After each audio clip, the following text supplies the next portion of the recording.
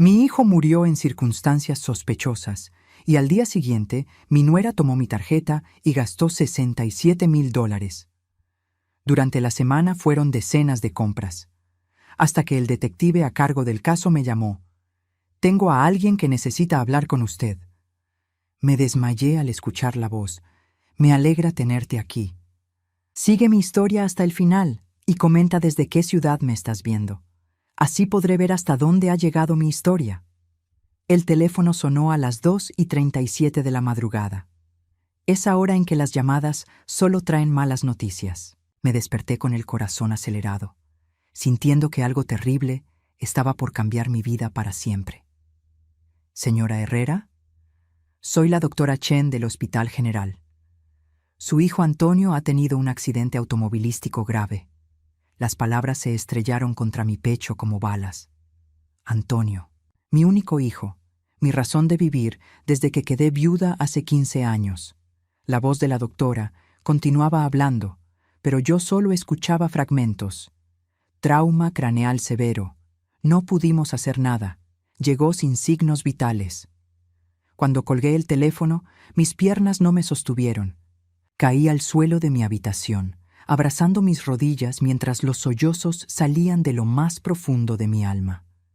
Mi Antonio, mi niño de 35 años, que aún me llamaba todos los domingos, que venía a arreglar cualquier cosa que se rompiera en casa, que me abrazaba tan fuerte que me hacía sentir que nunca estaría sola. Jessica llegó al hospital antes que yo. La encontré en la sala de espera, con los ojos hinchados de llorar, el cabello desordenado y la ropa arrugada. Cuando me vio, corrió hacia mí con los brazos abiertos. «Lourdes, no puedo creer que se haya ido», sollozaba contra mi hombro. Salió a comprar medicina para su dolor de cabeza. Solo iba a la farmacia de la esquina. ¿Cómo pudo pasar esto? La abracé mientras ambas llorábamos. Jessica había sido parte de mi familia durante los últimos 3 años, desde que se casó con Antonio. Aunque al principio me costó aceptar que mi hijo se había enamorado tan rápidamente de una mujer 10 años menor, con el tiempo llegué a considerarla como la hija que nunca tuve. «El conductor que lo atropelló se dio a la fuga», me explicó Jessica entre lágrimas. «La policía dice que fue en la calle Maple, cerca de la farmacia CVS. Antonio murió en el acto». Pero algo en sus palabras me molestaba. Antonio siempre iba a la farmacia Walgreens de la avenida Oak, a solo 2 cuadras de su casa. La calle Maple estaba en la dirección opuesta, a casi 20 minutos de distancia. ¿Por qué habría ido tan lejos para comprar algo tan simple? No mencioné mi confusión. El dolor era demasiado intenso para pensar con claridad, y Jessica parecía destrozada. Quizás yo estaba recordando mal, o tal vez había alguna razón que Antonio no me había contado. Los días siguientes pasaron como una pesadilla borrosa. Jessica se encargó de casi todo. Contactó a la funeraria, eligió el ataúd, organizó el servicio religioso. Yo apenas podía levantarme de la cama. Había perdido el apetito completamente, y las pocas horas que lograba dormir estaban llenas de pesadillas donde veía a mi hijo llamándome desde lejos. «No te preocupes por nada», me decía Jessica cada vez que yo intentaba involucrarme en los preparativos. «Antonio hubiera querido que tú solo te concentraras en sanar. Yo me encargo de todo». Su consideración me conmovía, pero también me hacía sentir desconectada de todo el proceso. Era como si estuviera viendo el funeral de mi hijo desde afuera, como una espectadora en lugar de su madre. El día del funeral, la iglesia se llenó de amigos de Antonio, compañeros de trabajo, vecinos. Todos compartían historias hermosas sobre mi hijo. Cómo había ayudado a un compañero a mudarse cuando su esposa lo dejó. Como siempre se quedaba hasta tarde en la oficina para ayudar a los empleados nuevos. Cómo había pagado secretamente la operación del perro de nuestra vecina anciana. Jessica pronunció un discurso emotivo sobre su amor por Antonio, sobre los planes que tenían juntos, sobre lo devastada que estaba. Yo apenas pude hablar cuando llegó mi turno. Las palabras se atoraban en mi garganta. Pero durante todo el servicio, una sensación extraña me carcomía por dentro. Jessica lloraba en los momentos apropiados. Decía las cosas correctas, pero había algo en su comportamiento que no encajaba. Cuando pensaba que nadie la miraba, la veía revisando su teléfono. Durante el almuerzo después del funeral, la escuché al teléfono hablando sobre asuntos pendientes y papeles que necesitaba organizar. Tal vez era injusto de mi parte juzgarla. La gente lidia con el dolor de maneras diferentes. Quizás mantenerse ocupada con los detalles prácticos era su forma de no colapsar completamente. Esa noche, sola en mi casa por primera vez desde el accidente, me senté en el sofá que Antonio había elegido para mí el año pasado. «Mamá, necesitas algo más cómodo para ver tus telenovelas», me había dicho. Ahora ese sofá se sentía como un monumento a todo lo que había perdido. Tomé una de las fotos que tenía en la mesa de centro. Antonio y yo en su graduación universitaria, ambos sonriendo radiantes. Él había sido el primero en nuestra familia en obtener un título universitario. Trabajó de día y estudió de noche durante 6 años para conseguirlo. Yo estaba tan orgullosa que lloré durante toda la ceremonia. «¿Por qué te fuiste tan pronto, mijo?», susurré a la fotografía. «Apenas estábamos comenzando a disfrutar de tu éxito». Mi teléfono vibró con un mensaje de Jessica. «Gracias por todo hoy, Lourdes. Antonio estaría orgulloso de cómo manejamos todo. Descansa. Te amo». Respondí con un corazón, pero cuando puse el teléfono en la mesa, esa sensación incómoda regresó. Había algo en la forma en que Jessica había dicho, manejamos todo. Como si hubiéramos sido socias en lugar de dos mujeres destrozadas, despidiendo al hombre que amábamos. Decidí que solo era mi dolor hablando. Jessica había perdido a su esposo, y yo había perdido a mi hijo. Estábamos las dos navegando por la misma tormenta, solo que de maneras diferentes. Pero esa noche, mientras intentaba dormir en una casa que se sentía demasiado silenciosa, no podía sacudirme la sensación de que algo importante se me estaba escapando. La mañana después del funeral me desperté con una sensación de vacío tan profunda que pensé que nunca volvería a sentirme completa. Intenté seguir mi rutina normal: café, las noticias matutinas, revisar mi correo, cualquier cosa para no pensar en el silencio que ahora llenaba cada rincón de mi vida. Fue cuando abrí el estado de cuenta de mi tarjeta de crédito que el mundo se detuvo por completo. El balance mostraba $67,000 en compras que yo no había hecho. Mi mano tembló mientras revisaba cada transacción, esperando encontrar algún error del banco, alguna explicación lógica. Tiffany & Co., $3,200. Nordstrom, $5,800. Louis Vuitton, $4,500. Un spa de lujo, $1,800. Expedia, $12,000 por un paquete de viaje a Las Vegas. La lista continuaba y continuaba. Todas las compras habían sido hechas en los últimos 7 días, comenzando exactamente el día después de la muerte de Antonio. Mis manos temblaban tanto que tuve que dejar los papeles en la mesa. Llamé inmediatamente al banco, rezando que fuera algún tipo de fraude, que alguien hubiera robado mi información. «Señora Herrera», me explicó el representante del servicio al cliente, «todas estas transacciones fueron hechas con su tarjeta física y la persona proporcionó el número PIN correcto. ¿Está segura de que no autorizó estos gastos?». «Completamente segura», respondí, tratando de mantener la voz calmada. «Necesito saber exactamente dónde se hicieron estas compras». Cuando me dieron las direcciones, mi estómago se hundió. Todas las tiendas estaban en el lado rico de la ciudad, donde Jessica solía ir de compras cuando quería tratarse bien, como ella decía. Pero no podía ser. Jessica había estado lidiando con su dolor, igual que yo. Había organizado todo el funeral, había estado a mi lado consolándome. No era posible que hubiera tomado mi tarjeta y... Entonces recordé. El día anterior al funeral, Jessica se había quedado en mi casa para ayudarme a elegir el vestido que usaría en el servicio. Dijo que se sentía demasiado triste para estar sola en la casa que había compartido con Antonio. Yo había estado tan agradecida por su compañía que insistí en que se quedara en el cuarto de huéspedes. Mi tarjeta de crédito había estado en mi cartera, que siempre dejaba en la mesa de la cocina. Con el corazón latiéndome violentamente, busqué mi cartera. La tarjeta seguía ahí, pero ahora que la miraba más detenidamente, No estaba en la misma posición donde siempre la guardaba. Necesitaba confirmación antes de hacer una acusación tan terrible. Conduje hasta el centro comercial donde estaba ubicada la tienda Nordstrom.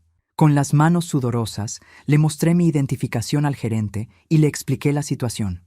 ¿Podría revisar las cámaras de seguridad del 5 de octubre? Le pregunté. Necesito saber quién usó mi tarjeta. El gerente, un hombre mayor con expresión comprensiva, accedió a ayudarme. Después de 20 minutos revisando las grabaciones, encontramos lo que yo temía ver. Ahí estaba Jessica, clara como el día, probándose vestidos caros y pagando con mi tarjeta. En el video se la veía relajada, incluso sonriente, mientras hablaba con la vendedora. No parecía una mujer destrozada por el dolor, parecía alguien celebrando. ¿Es esta la persona que usó su tarjeta?, me preguntó el gerente. Sí, murmuré, sintiendo como si me hubieran golpeado en el estómago. Es mi nuera. El viaje de regreso a casa fue un torbellino de emociones. Rabia, traición, incredulidad. ¿Cómo podía Jessica haberme hecho esto? ¿Cómo podía haber abusado de mi confianza en el momento más vulnerable de mi vida? Cuando llegué a casa, Jessica estaba esperándome en mi sala, sentada cómodamente en mi sofá como si nada hubiera pasado. «Hola, Lourdes», me dijo con una sonrisa que ahora me parecía falsa. «Vine a ver cómo estabas. Pensé que podrías necesitar compañía». «Jessica», comencé, tratando de mantener mi voz calmada. «Necesitamos hablar». «Por supuesto», respondió, pero algo en su expresión cambió. Una tensión casi imperceptible apareció alrededor de sus ojos. Saqué los estados de cuenta de mi cartera y los puse en la mesa de centro entre nosotras. ¿Puedes explicarme esto? Jessica miró los papeles y por un segundo vi pánico real en sus ojos, pero rápidamente se recompuso. «Oh, eso», dijo con una risa nerviosa. «Lourdes, lo siento tanto. Debería haberte pedido permiso primero, pero estaba tan devastada que no estaba pensando claramente. $67,000, Jessica, en una semana». Lo sé. Parece mucho, pero...» Se limpió los ojos como si estuviera llorando, aunque no vi lágrimas. «Antonio siempre me decía que si algo le pasaba, tú cuidarías de mí. Me dijo que podía usar tu tarjeta para cualquier cosa que necesitara». «¿Antonio te dijo eso?» «Sí», respondió rápidamente. «Muchas veces. Decía que éramos familia, que tú me verías como a la hija que nunca tuviste». Sus palabras me dolieron porque eran parcialmente ciertas. Yo sí la había llegado a ver como una hija, pero Antonio nunca habría autorizado algo así sin hablar conmigo primero. «Jessica, un viaje a Las Vegas no es una necesidad. Vestidos de diseñador no son una necesidad». «Estoy lidiando con mi dolor de manera diferente», respondió, y ahora su voz tenía un tono defensivo. «Algunas personas lloran, otras necesitan distraerse. Antonio hubiera entendido». «Devuelve todo lo que puedas devolver», le dije firmemente. «Y necesito que me pagues el resto». Jessica se quedó callada por un momento, y cuando habló de nuevo, su voz era fría. «Lourdes, entiendo que estés molesta, pero no puedes castigarme por lidiar con mi dolor de manera diferente a la tuya. Antonio me amaba, y sé que hubiera querido que yo fuera feliz. ¿Ser feliz gastando mi dinero sin permiso? No es tu dinero», me dijo, y esta vez no había rastro de la Jessica doliente que había conocido. «Es dinero de la familia, y yo soy familia». Me quedé sin palabras. La mujer sentada frente a mí era una extraña. ¿Dónde estaba la nuera que había llorado en mis brazos? ¿Dónde estaba la mujer que había organizado el funeral de mi hijo con tanto cuidado? «Quiero que te vayas de mi casa», le dije con una voz que no reconocí como mía. Jessica se levantó lentamente, tomó su bolso y se dirigió hacia la puerta. Antes de salir, se volvió hacia mí. «Vas a arrepentirte de esto, Lourdes. Antonio no hubiera querido que trataras a su esposa de esta manera». Cuando la puerta se cerró detrás de ella, me desplomé en mi sofá. No solo había perdido a mi hijo, ahora había perdido también a la única persona que quedaba de él. Pasaron 3 días sin noticias de Jessica. 3 días en los que intenté procesar lo que había pasado, preguntándome si había sido demasiado dura con ella. Tal vez realmente estaba lidiando con el dolor de una forma que yo no entendía. Tal vez Antonio realmente le había dicho que podía contar conmigo para cualquier cosa. Pero cada vez que miraba esos estados de cuenta, la rabia regresaba. $67,000. Dinero que yo había ahorrado durante décadas trabajando como secretaria en la escuela primaria del barrio. Dinero que había guardado para emergencias médicas, para reparaciones de la casa, para poder ayudar a Antonio si alguna vez lo necesitaba. El miércoles por la mañana, mientras tomaba mi café y trataba de encontrar la energía para llamar al banco y reportar el fraude, sonó el teléfono. «Señora Herrera, habla el detective Martínez del Departamento de Policía. Estoy investigando el accidente de su hijo Antonio». Mi corazón se aceleró. «¿Encontraron al conductor que se dio a la fuga?» Hubo una pausa larga del otro lado de la línea. «Señora Herrera, ¿podría venir a la estación? Hay algunas inconsistencias en el caso que me gustaría discutir con usted en persona». ¿Inconsistencias? ¿Qué tipo de inconsistencias? «Prefiero hablar de esto cara a cara. ¿Puede venir esta tarde alrededor de las 2?» Colgué el teléfono con una sensación de inquietud que no podía explicar. ¿Qué tipo de inconsistencias podía haber en un caso tan simple? Un conductor borracho había atropellado a mi hijo y se había escapado. ¿Qué más había que investigar? La estación de policía olía a café viejo y desinfectante. El detective Martínez era un hombre de unos 50 años, con cabello gris y ojos cansados que parecían haber visto demasiado. Me condujo a una pequeña oficina llena de archivos y me ofreció un vaso de agua que acepté con manos temblorosas. «Señora Herrera, he estado revisando los detalles del accidente de Antonio y hay varias cosas que no encajan». Sacó una carpeta gruesa y la abrió frente a mí. Dentro había fotografías, mapas y varios documentos oficiales. Primero, revisamos todas las cámaras de tráfico en la calle Maple para la hora aproximada del accidente. No hay registro de ningún vehículo atropellando a un peatón esa noche. Mi boca se secó. Pero Jessica dijo: «Sí, hablé con la señora Herrera, su nuera». El detective anotó algo en su libreta. Ella reportó el accidente, pero cuando le pedimos más detalles específicos, sus respuestas fueron vagas. Vagas como no pudo describir el vehículo que supuestamente atropelló a su esposo. Dijo que todo pasó muy rápido y que estaba muy oscuro, pero el área donde supuestamente ocurrió el accidente tiene excelente iluminación. Hay 4 farolas en una distancia de 100 metros. El detective volteó una página en el archivo. Además, encontramos el vehículo de Antonio. ¿Lo encontraron? ¿Dónde? En el estacionamiento de un motel a 20 millas al norte de la ciudad, completamente intacto, sin daños de accidente. Mi cabeza comenzó a dar vueltas. Nada de esto tenía sentido. Pero entonces, ¿dónde está el cuerpo de Antonio? ¿Dónde está mi hijo? El detective Martínez cerró la carpeta lentamente. «Señora Herrera, revisamos todos los hospitales y morgues en un radio de 100 millas. No hay registro de que haya ingresado ningún John Doe que coincida con la descripción de Antonio en las fechas que estamos investigando». ¿Qué está tratando de decirme? Estoy diciendo que no tenemos evidencia física de que Antonio Herrera haya muerto en un accidente automovilístico. Las palabras del detective me golpearon como una bofetada. Me quedé sentada en silencio, tratando de procesar lo que acababa de escuchar. Si Antonio no había muerto en un accidente, entonces, ¿qué había pasado con él? ¿Y por qué Jessica había mentido sobre todo? «Detective, ¿está sugiriendo que Jessica mintió sobre la muerte de mi hijo?» Estoy sugiriendo que necesitamos investigar más profundamente lo que realmente pasó esa noche. Pero yo estuve en el funeral. Había un ataúd. Jessica organizó todo. ¿Vio usted el cuerpo de Antonio en algún momento? La pregunta me dejó helada.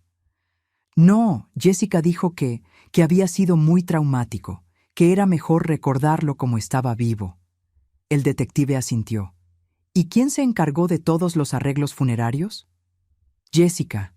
Ella dijo que quería encargarse de todo para que yo no tuviera que sufrir con los detalles. Señora Herrera, ¿tiene alguna idea de por qué su nuera podría haber inventado la muerte de su esposo?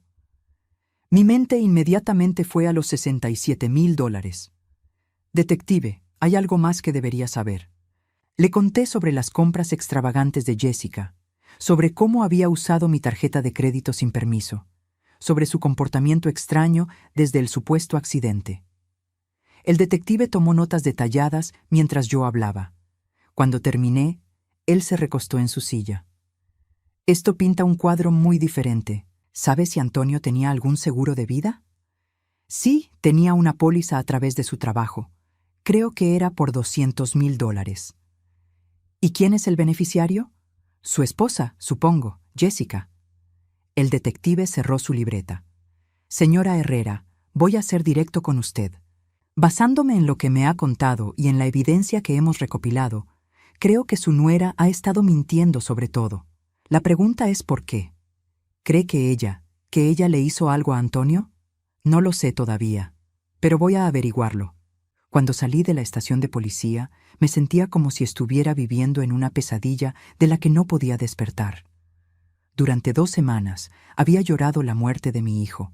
Había sufrido un dolor tan profundo que pensé que nunca me recuperaría. Y ahora me decían que tal vez Antonio ni siquiera estaba muerto. Pero si estaba vivo, ¿dónde estaba? ¿Por qué no me había contactado? ¿Y qué papel jugaba Jessica en todo esto? Esa noche, sentada en mi casa, que ahora se sentía más vacía que nunca, repasé cada conversación que había tenido con Jessica desde el supuesto accidente, cada lágrima que había derramado, cada abrazo que me había dado, cada palabra de consuelo. Todo había sido una mentira. Mi teléfono sonó, interrumpiendo mis pensamientos. Era un número que no reconocía. Señora Herrera, soy el detective Martínez. Acabo de hablar con la funeraria que supuestamente manejó los servicios de Antonio. ¿Y? Nunca recibieron un cuerpo. Jessica pagó por un servicio memorial con ataúd cerrado, pero no había ningún cuerpo dentro. La habitación comenzó a dar vueltas. ¿Qué significa eso? Significa que su hijo nunca estuvo muerto, señora Herrera. Y mañana vamos a encontrar a Jessica para que nos explique dónde está él. Cuando colgué el teléfono, me quedé sentada en la oscuridad de mi sala, sintiendo como si mi mundo entero hubiera sido una ilusión. Antonio estaba vivo. En algún lugar, mi hijo estaba vivo. Pero, ¿dónde estaba? ¿Y por qué había permitido que yo sufriera tanto tiempo creyendo que había muerto? No pude dormir en toda la noche. Cada vez que cerraba los ojos, veía el rostro de Antonio, escuchaba su risa, recordaba la última conversación que habíamos tenido antes de su supuesta muerte. Había llamado para decirme que se sentía mal, que tenía dolor de cabeza y que Jessica iba a cuidarlo. Esa había sido la última vez que escuché su voz. O eso pensaba. A las 7 de la mañana ya estaba despierta, tomando mi tercer café y esperando que el detective Martínez me llamara con noticias. La incertidumbre me estaba matando. Si Antonio estaba vivo, ¿por qué no me había contactado? ¿Estaba herido? ¿Estaba siendo retenido en algún lugar contra su voluntad? Las horas pasaron lentamente. Intenté mantenerme ocupada limpiando la casa, pero mis manos temblaban tanto que rompí una taza que Antonio me había regalado el Día de las Madres pasado. Mientras recogía los pedazos, comencé a llorar de nuevo, pero esta vez las lágrimas eran diferentes. No era solo dolor, era confusión, esperanza y terror, mezclados en una emoción que no podía nombrar. El teléfono sonó a las 3:45 de la tarde. Señora Herrera, soy el detective Martínez. ¿Encontraron a Jessica? ¿Saben dónde está Antonio? Señora Herrera, necesito que se siente. Lo que voy a decirle va a ser muy impactante. Mi corazón se detuvo. ¿Está muerto? ¿Antonio realmente está muerto? No, señora. Antonio está vivo. De hecho, él es quien nos contactó. El mundo se detuvo por completo.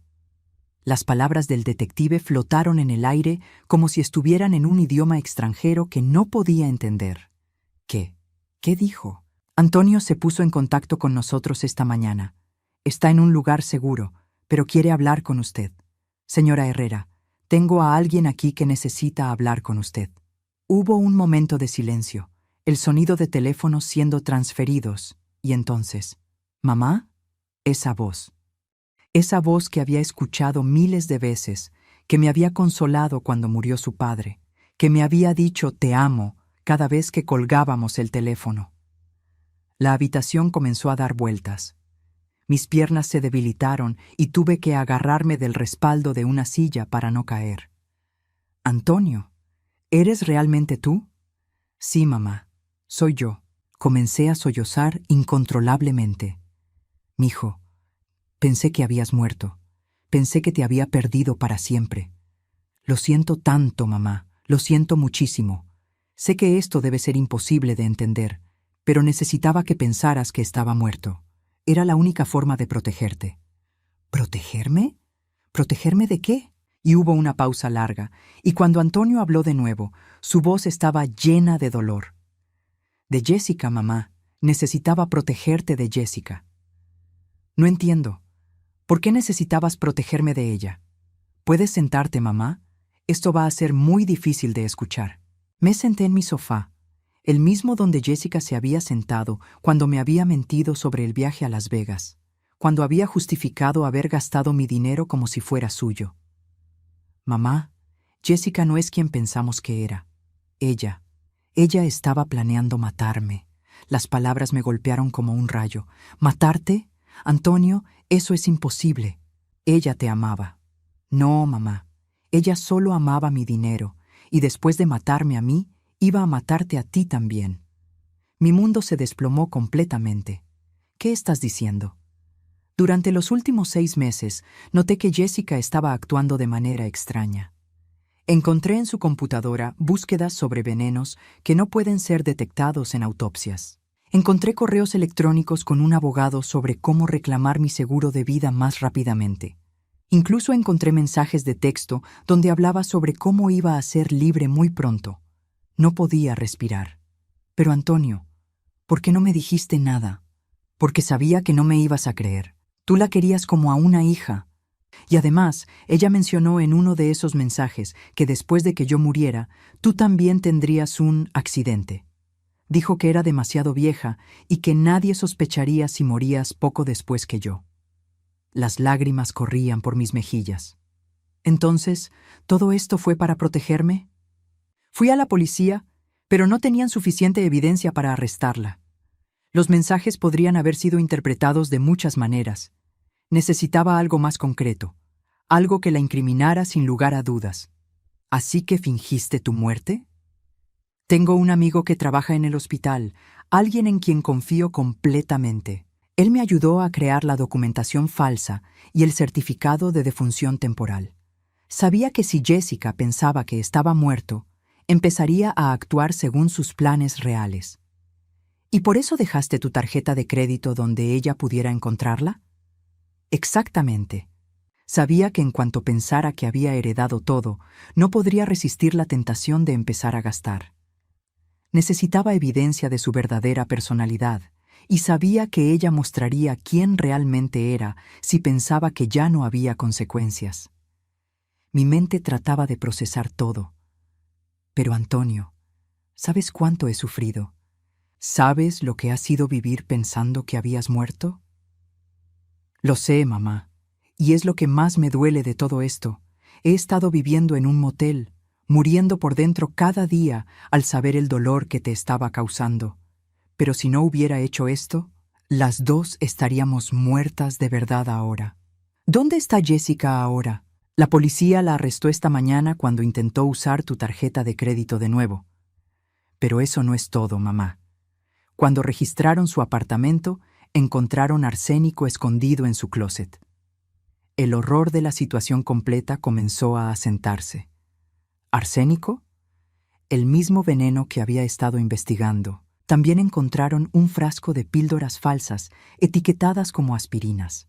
Mamá, ella había estado envenenándome lentamente durante los últimos 3 meses. Dios mío. Los doctores que me examinaron encontraron niveles peligrosos de arsénico en mi sangre. Si hubiera seguido tomando esas aspirinas que ella me daba para mis dolores de cabeza, estaría muerto de verdad en unas pocas semanas. Todo encajaba ahora. Los dolores de cabeza frecuentes que Antonio había mencionado, su fatiga constante, como Jessica siempre insistía en cuidarlo cuando se sentía mal. Entonces, cuando me dijiste que te sentías mal esa última noche, era porque había tomado una dosis doble de las píldoras envenenadas. Jessica me dijo que me tomaría 2 porque el dolor de cabeza era muy fuerte. Esa noche me di cuenta de que tenía que actuar rápido o moriría de verdad. Y el dinero que gastó era parte de la trampa. Dejé la tarjeta donde sabía que la encontraría. Cada compra que hizo fue registrada por la policía. Pero lo más importante es que cuando gastó ese dinero, confirmó que su dolor por mi muerte era completamente falso.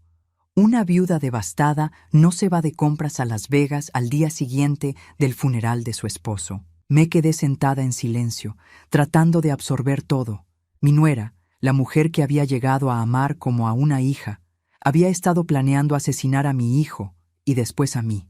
Antonio había arriesgado todo, incluyendo mi amor y mi cordura, para salvar nuestras vidas. «Mamá, ¿estás ahí?» «Sí, mijo, estoy aquí. Sé que va a tomar tiempo procesar todo esto. Sé que probablemente estás furiosa conmigo por hacerte pasar por este dolor». «No estoy furiosa, Antonio. Estoy». Busqué las palabras correctas. «Estoy devastada por todo lo que has tenido que cargar solo. Y estoy orgullosa de ti por protegernos a ambas». «¿Puedo verte, mamá? ¿Puedo venir a casa?» Por primera vez en 2 semanas, sonreí genuinamente. «Ven a casa, mijo. Por favor, ven a casa ahora mismo». 45 minutos después de colgar el teléfono, escuché el sonido de un auto detenerse frente a mi casa. Miré por la ventana y vi a Antonio bajarse de un taxi, pero no corrí hacia la puerta inmediatamente. Una parte de mí todavía no podía creer que fuera real. Después de 2 semanas de luto, después de haber aceptado que mi hijo estaba muerto, verlo caminar hacia mi puerta se sentía como un milagro imposible. Cuando abrí la puerta, ambos nos quedamos parados por un momento, solo mirándonos. Antonio se veía más delgado que la última vez que lo había visto. Tenía ojeras profundas y su piel tenía un color pálido que no era normal en él. Pero estaba vivo. Estaba respirando. Estaba ahí. «Mamá», susurró, y fue todo lo que necesité escuchar. Corrí hacia él y lo abracé tan fuerte que pensé que iba a quebrarle las costillas. Lloré contra su pecho mientras él me acariciaba el cabello como solía hacer cuando yo estaba triste por algo. «Estoy aquí, mamá. Estoy aquí y estoy bien». Nos quedamos así durante varios minutos, hasta que finalmente lo llevé adentro. Se sentó en el mismo sofá donde Jessica se había sentado tantas veces, pero su presencia llenó el espacio de una manera completamente diferente. Mi casa, que había estado tan vacía y silenciosa, de repente se sintió como un hogar nuevamente. «Cuéntame todo», le dije sentándome a su lado. «Necesito entender todo lo que pasó». Antonio suspiró profundamente. «¿Por dónde empiezo? Creo que Jessica empezó a planear esto desde mucho antes de lo que pensé inicialmente». «¿Qué quieres decir?» «Cuando la policía registró su apartamento, encontraron más que solo el arsénico, mamá. Encontraron documentos sobre mi póliza de vida, copias de tu testamento que había sacado de tus papeles cuando se quedó aquí, e incluso una carpeta con información sobre tus cuentas bancarias». Mi estómago se revolvió. ¿Mis cuentas bancarias? Aparentemente había estado investigando cuánto dinero tenías ahorrado. También encontraron un borrador de carta suicida escrita a mano, imitando tu letra. ¿Una carta suicida? ¿Para qué? Para después de que yo muriera, mamá. Su plan era envenenarme lentamente hasta que muriera de lo que parecería un fallo cardíaco, cobrar mi seguro de vida, y después de unos meses, hacer que pareciera que tú te habías suicidado por la depresión de perder a tu único hijo. Las implicaciones de lo que me estaba diciendo me golpearon como una bofetada. Entonces ella habría heredado todo. Exactamente. Como mi esposa, ella habría sido mi heredera legal. Y como tu única familia restante después de tu supuesto suicidio, habría podido reclamar tus ahorros también. Pero Antonio, ¿cómo pudiste estar tan seguro de que el plan funcionaría? ¿Y si algo hubiera salido mal? Casi sale mal varias veces, admitió. El detective Martínez me dijo que tú fuiste a la estación a reportar el fraude de la tarjeta de crédito. Eso no era parte del plan original. Yo esperaba que ella gastara el dinero, pero pensé que pasarían semanas antes de que tú te dieras cuenta. ¿Y qué habrías hecho si yo no hubiera descubierto los gastos? Tenía un plan de respaldo. Mi amigo del hospital iba a descubrir irregularidades en mi certificado de defunción después de un mes. Pero cuando Jessica empezó a gastar tu dinero tan agresivamente y tan pronto, supe que no podía esperar tanto tiempo. Me levanté y caminé hacia la ventana, tratando de procesar todo. Antonio, ¿cuándo empezaste a sospechar de ella? ¿Te acuerdas cuando me enfermé tanto en marzo? ¿Cuando pensamos que era gripe pero duró casi 2 semanas? Sí, estaba tan preocupada. Perdiste como 15 libras. Esa fue la primera vez que me envenenó, pero en ese momento no sabía lo que estaba pasando. Pensé que realmente era una gripe fuerte. Antonio se pasó las manos por el cabello. Después de que me recuperé, Jessica sugirió que necesitaba vitaminas especiales para fortalecer mi sistema inmunológico. Empezó a darme píldoras todos los días. Decía que había hablado con un nutricionista y que estas vitaminas eran especiales, que no podía conseguirlas en cualquier farmacia. ¿Y esas eran las píldoras con arsénico? Sí, pero como las tomaba gradualmente, los síntomas eran sutiles. Dolores de cabeza, fatiga, problemas estomacales ocasionales. Jessica siempre tenía una explicación: estrés del trabajo, mala alimentación, falta de ejercicio. ¿Y cuándo te diste cuenta de la verdad? Hace 2 meses encontré su computadora abierta. Estaba buscando una receta que había guardado, pero vi que tenía abiertas varias pestañas sobre envenenamiento por arsénico. Cuando le pregunté, ella dijo que estaba leyendo sobre un caso criminal que había visto en las noticias. Antonio se recostó en el sofá, luciendo exhausto. Esa noche esperé hasta que se durmiera y revisé su historial de búsqueda. Mamá había estado investigando métodos de envenenamiento durante meses. También había búsquedas sobre cómo hacer que una muerte pareciera suicidio, sobre herencias y seguros de vida. ¿Por qué no me dijiste nada en ese momento? Porque también encontré búsquedas sobre ti, mamá, sobre tu edad, sobre estadísticas de mortalidad para mujeres de 65 años, sobre cuánto tiempo después de perder un hijo era normal que alguien se suicidara. Las lágrimas comenzaron a caer por mis mejillas de nuevo. Ella realmente estaba planeando matarme también. Cuando vi esas búsquedas, supe que no era solo paranoia mía. Jessica había estado planeando esto meticulosamente. Y lo más aterrador era que parecía estar disfrutándolo. Disfrutándolo. Encontré un diario en su teléfono. Escribía sobre sus planes como si fuera una novela emocionante. Hablaba sobre lo inteligente que era, sobre cómo nadie sospecharía de la viuda joven y devastada. Antonio se levantó y comenzó a caminar por la sala. Había escrito sobre ti también, mamá. Sobre cómo sería fácil convencer a todos de que estabas demasiado deprimida para continuar viviendo. Incluso había planeado qué medicamentos usar para hacer que pareciera una sobredosis accidental. Dios mío, lo que más me asustó fue que escribió sobre lo mucho que le había gustado verme enfermo en marzo. Describía cómo se sentía poderosa al saber que ella era la causa de mi sufrimiento y que yo no tenía idea. Me senté de nuevo, sintiendo que las piernas no me sostenían. Antonio, ¿cómo pudiste vivir con ese conocimiento? ¿Cómo pudiste seguir actuando normal con ella? Fue lo más difícil que he hecho en mi vida. Cada comida que me preparaba, cada píldora que me daba, cada beso de buenas noches, sabía que ella estaba planeando matarme. Pero necesitaba evidencia sólida. ¿Y por qué no fuiste directamente a la policía? Lo hice. Fui al detective Martínez hace 6 semanas. Le mostré las búsquedas en Internet, le conté sobre mis síntomas, le dije que sospechaba que mi esposa me estaba envenenando. ¿Y qué te dijo? Que necesitaba más evidencia. Las búsquedas en Internet no eran suficientes para arrestar a alguien. Los síntomas que describía podrían ser causados por muchas cosas. Sin evidencia física del veneno o sin que ella fuera atrapada en el acto, no podían hacer nada. Antonio regresó al sofá y tomó mis manos. Fue el detective Martínez quien sugirió el plan de fingir mi muerte. Dijo que si Jessica realmente me estaba envenenando, probablemente actuaría de manera sospechosa una vez que pensara que había tenido éxito. ¿Y él sabía todo el tiempo que estabas vivo? Sí. Él y mi amigo del hospital fueron los únicos que sabían la verdad.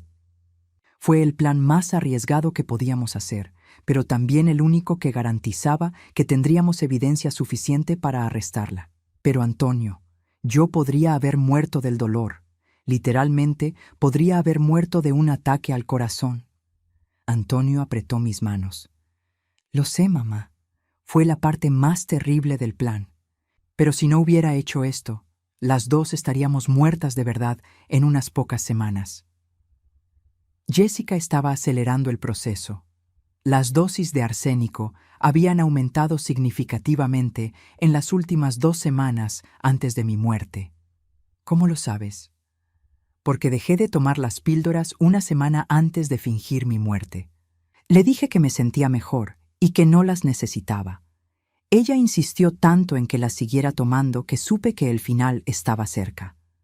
Nos quedamos sentados en silencio por un momento, ambos procesando la magnitud de lo que habíamos pasado. ¿Qué va a pasar con Jessica ahora? Va a prisión por mucho tiempo, mamá. Intento de homicidio, fraude, conspiración. El fiscal dice que con toda la evidencia que tenemos, probablemente esté en prisión por el resto de su vida. ¿Y nosotros? ¿Qué vamos a hacer ahora? Antonio me miró con una sonrisa triste. Vamos a vivir, mamá. Vamos a vivir y a estar agradecidos de que estamos vivos para poder hacerlo. 6 meses después del día que pensé que había perdido a mi hijo para siempre, estaba sentada en la sala de un tribunal, mirando a Jessica por primera vez desde que había descubierto su traición. Se veía muy diferente de la mujer que había conocido. Sus ojos, que alguna vez habían parecido cálidos y amorosos, ahora tenían una frialdad que me helaba la sangre. Antonio estaba sentado a mi lado, su mano sosteniendo la mía mientras el fiscal presentaba el caso final contra Jessica. Durante los últimos meses habíamos aprendido aún más detalles sobre sus planes, y cada revelación había sido más perturbadora que la anterior. La acusada no solo planeó el asesinato de su esposo, declaró el fiscal, sino que había investigado meticulosamente cómo eliminar también a su suegra para asegurar que no quedaría ningún testigo ni heredero que pudiera interferir con sus planes. Jessica permaneció inmóvil durante todo el testimonio, sin mostrar ninguna emoción. Era como si estuviera escuchando el pronóstico del tiempo en lugar de los detalles de cómo había planeado asesinar a su propia familia. El detective Martínez testificó sobre la evidencia encontrada en el apartamento de Jessica. El arsénico, las píldoras falsas, los documentos robados, el diario donde había documentado sus planes con un detalle escalofriante. En sus propias palabras, leyó el detective del diario de Jessica, escribió: Antonio está cada vez más débil. Calculo que en 2 semanas más estará listo para la dosis final. Después de eso, solo tengo que esperar unos meses antes de que la vieja tenga su accidente. Para entonces ya habré cobrado el seguro y nadie sospechará nada. Sentí a Antonio tensarse a mi lado. Aunque habíamos escuchado estos detalles antes, seguía siendo difícil procesarlos. El momento más difícil llegó cuando llamaron a Antonio a testificar. Verlo caminar hacia el estrado, sabiendo todo lo que había sufrido, todo lo que había arriesgado para salvarnos a ambas, me llenó de una mezcla de orgullo y dolor. ¿Puede decirnos por qué decidió fingir su propia muerte, en lugar de simplemente dejar a la acusada?, preguntó el fiscal. Antonio miró directamente a Jessica antes de responder. Porque sabía que si simplemente me iba, ella encontraría la manera de cumplir su plan de otra forma. Mi madre habría estado en peligro, y Jessica es lo suficientemente inteligente como para haber encontrado una manera de hacerle daño sin que nadie sospechara. ¿Y cómo se sintió al saber que su esposa lo estaba envenenando lentamente? Como si hubiera estado viviendo con un extraño durante 3 años. La mujer que pensé que conocía, la mujer de la que me enamoré, nunca existió realmente. Jessica había estado actuando desde el primer día. Cuando llegó el momento del veredicto, Jessica finalmente mostró emoción. Sus ojos se llenaron de lágrimas cuando el jurado la declaró culpable de todos los cargos: intento de asesinato en primer grado, fraude, conspiración y robo. El juez la sentenció a 30 años de prisión sin posibilidad de libertad condicional durante los primeros 20 años. Señora Herrera, dijo el juez dirigiéndose a Jessica, sus acciones no solo constituyeron un intento de asesinato, sino que causaron un sufrimiento emocional inimaginable a las víctimas. La frialdad y premeditación de sus planes demuestran una falta total de empatía que la convierte en un peligro para la sociedad. Jessica fue escoltada fuera de la sala, y por primera vez en 6 meses sentí que realmente podía respirar completamente. Después del juicio, Antonio y yo fuimos a almorzar a nuestro restaurante favorito, el mismo lugar donde solíamos ir a celebrar sus cumpleaños cuando era niño. Era extraño estar ahí de nuevo, pero también se sentía como un nuevo comienzo. ¿Cómo te sientes ahora que todo terminó? Y le pregunté mientras compartíamos un postre de chocolate que siempre había sido su favorito. Aliviado, respondió inmediatamente, pero también triste. ¿Triste? Por ti, mamá, por todo lo que tuviste que pasar, por todas las noches que pasaste llorando, pensando que habías perdido a tu único hijo. Nunca voy a perdonarme por haberte causado ese dolor. Tomé su mano por encima de la mesa. Antonio, lo que hiciste me salvó la vida. Literalmente me salvaste la vida. El dolor que sentí durante esas 2 semanas no es nada comparado con el dolor que habría sentido si Jessica hubiera tenido éxito en sus planes. Pero no debería haberte tocado sufrir nada. Mijo, en la vida a veces tenemos que tomar decisiones imposibles. Tú tomaste la decisión correcta, la única decisión que podía salvarnos a ambas. Durante las semanas siguientes, trabajamos juntos para reconstruir nuestras vidas. Antonio se mudó de vuelta a su apartamento, pero venía a visitarme todos los días. Necesitábamos tiempo para procesar todo lo que había pasado, para aprender a confiar de nuevo en la normalidad. El banco me reembolsó los $67,000 que Jessica había gastado con mi tarjeta, más los intereses. Usé parte de ese dinero para renovar mi casa, para hacer algunos cambios que siempre había querido hacer, pero nunca me había animado. Era simbólico, supongo. Estaba creando un nuevo espacio para una nueva vida. Antonio comenzó terapia para lidiar con el trauma de haber sido envenenado lentamente por alguien en quien confiaba completamente. Yo también comencé terapia, para procesar no solo las 2 semanas de dolor por su supuesta muerte, sino también la traición que había sentido cuando descubrí que Jessica había sido una mentira desde el principio. ¿Alguna vez lamentas haber confiado en ella?, me preguntó mi terapeuta durante una de nuestras sesiones. No, respondí sin dudar. Lamento que ella haya sido capaz de engañarnos tan completamente, pero no lamento haber confiado. Confiar es parte de amar, y yo no quiero vivir una vida donde no pueda amar por miedo a ser traicionada de nuevo. 3 meses después del juicio, Antonio llegó a mi casa con una gran sonrisa y una caja en las manos. ¿Qué es eso? Un regalo, dijo, poniéndola en la mesa de la cocina. Ábrela. Dentro de la caja había una pequeña planta de jade, en una maceta hermosa, con una placa que decía, «Para nuevos comienzos». ¿Recuerdas lo que solías decirme cuando era niño y algo malo pasaba?, me preguntó. Sonreí, recordando. Que las plantas más fuertes son las que sobreviven a las tormentas más terribles. Exacto, y aquí estamos, mamá. Sobrevivimos a la tormenta más terrible y seguimos siendo fuertes. Esa noche, mientras regaba mi nueva planta de jade, reflexioné sobre todo lo que habíamos pasado.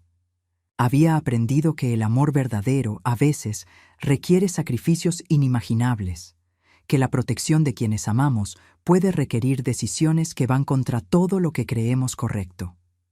Antonio había arriesgado todo, mi amor, mi cordura, nuestra relación, para salvar nuestras vidas. Y aunque nunca podré recuperar completamente las 2 semanas que pasé creyendo que había muerto, tampoco cambiaría nada de lo que pasó, porque gracias a su valentía, ambos estamos vivos.